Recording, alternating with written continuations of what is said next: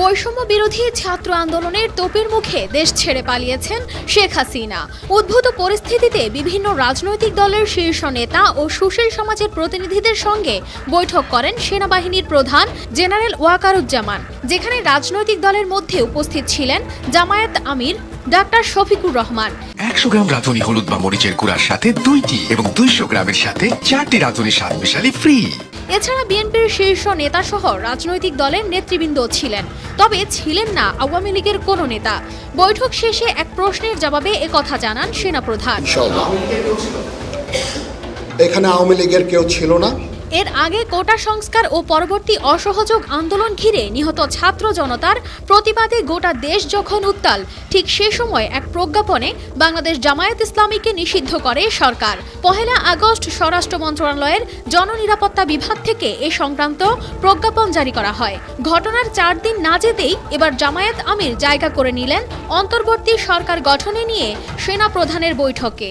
আজকে এখানে জামাতের আমির ছিলেন, আমাদের বিএনপির শীর্ষস্থানীয় নেতৃবৃন্দ এখানে ছিলেন, জাতীয় পার্টির নেতৃস্থানীয় নেতৃবৃন্দ এখানে ছিলেন, এবং সুশীল সমাজ এবং এখানে ডক্টর আসিফ নজরুল উনি নিজেও ছিলেন এখানে, এবং উনি আমার সামনেই উনি সমস্ত ছাত্রদেরকে একটা সুন্দর বার্তাও দিয়েছেন, এবং আমি আশা করি যে ছাত্ররা সেই বার্তা শুনে ওনাকে সবাই শ্রদ্ধা করে, ছাত্ররা শ্রদ্ধা করে, ওনার এই বার্তা শুনে তারা এই পরিস্থিতি নিয়ন্ত্রণে নিয়ে চলে আসবে এবং আমরা একটা সুন্দর একটা পরিস্থিতির দিকে আমরা এগিয়ে যাব ইনশাআল্লাহ।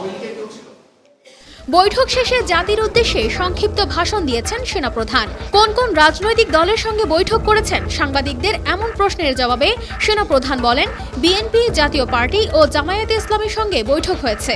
বৈঠকে ছিলেন ঢাবি শিক্ষক আসিফ নজরুল ও গণসংহতি আন্দোলনের প্রধান সমন্বয়কারী জোনায়েদ সাকিও। ভাষণে সেনাবাহিনীর প্রধান জেনারেল ওয়াকারুজ্জামান একটি অন্তর্বর্তী সরকার গঠন ও সব হত্যার বিচার করা হবে বলে জানান। দেশের শান্তি শৃঙ্খলা বজায় রেখে একটি সুন্দর দেশ গঠনে সেনাবাহিনীর ওপর আস্থা রাখার কথা বলেন। সেই সাথে আন্দোলনরত ছাত্র জনতাকে ঘরে ফেরার আহ্বান জানান তিনি।